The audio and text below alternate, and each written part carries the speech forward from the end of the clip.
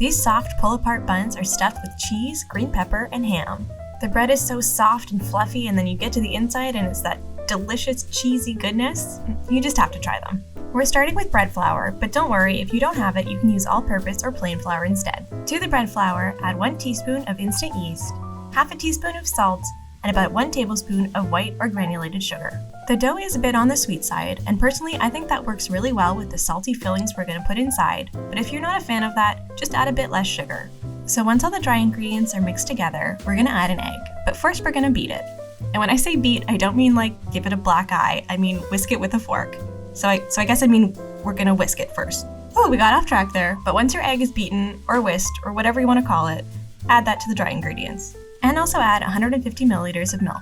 Now if you are so blessed as to have a stand mixer, you can mix this all together with the dough hook attachment on, but if not, it's totally possible to do it by hand. Start off by mixing with a spatula or a wooden spoon, and then once a really sticky dough starts to come together, you can transfer it to a lightly floured working surface.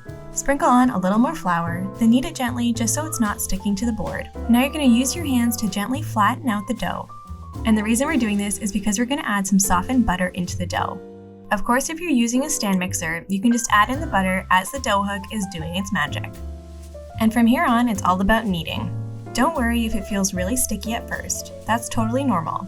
Just keep kneading it, and as you work it, it will get more smooth and elastic, and you'll be able to handle it better. So once your dough has become smooth, and you'll definitely be able to tell the difference, fold all of the edges in towards the center, then flip it over and spin it around on your surface to form it into a ball.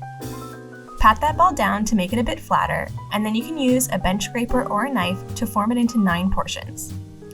The easiest way to make sure you have even portions is to first cut the ball into thirds. Then once you have it cut into thirds and it looks a bit like a peace sign, cut those thirds into thirds as well. So in total you're going to have 9 pieces. But don't worry because they don't need to be perfectly even, just as close as you can get. Then once you have it nicely portioned out, take one section and roll it into a ball. And for this, you're basically doing a mini version of what you did with the dough just minutes before. Folding all the edges in towards the center, then flipping it over and rolling it around on your surface until you have a ball. Then you're going to repeat that for all of the other portions until you have 9 cute little dough balls. And these little guys are tired from all that kneading, so they need to rest for about 15 minutes. And after that short rest, it's time to fill them. Take your portion of dough and flatten it out on a clean counter. You can do this by using your fingertips to gently press it out flat. And now for the fillings, it's totally up to you. I definitely recommend adding some form of cheese because we want that cheese pull in the middle. But other than that, add whatever you want. We went with obviously some shredded cheddar cheese, some sliced deli ham, and also some finely diced green peppers. This was a pretty great combination, but if you want to make it maybe a bit more fancy, you can maybe add some brie or Swiss cheese with prosciutto. You can totally get creative with this. Just make sure you don't overstuff it because remember we have to stretch the dough over top and form it back into a ball.